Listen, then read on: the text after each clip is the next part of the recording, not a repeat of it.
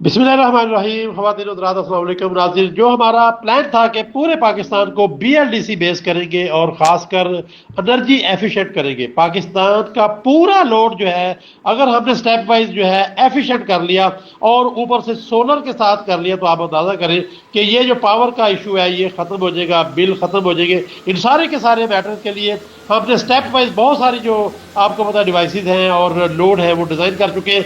आज का जो हमारा सबसे बड़ा सब्जेक्ट एग्जॉस्ट फैन के हवाले से अल्हम्दुलिल्लाह वो भी पूरी प्रोडक्ट जो है अल्हम्दुलिल्लाह बन के तैयार हो चुकी है।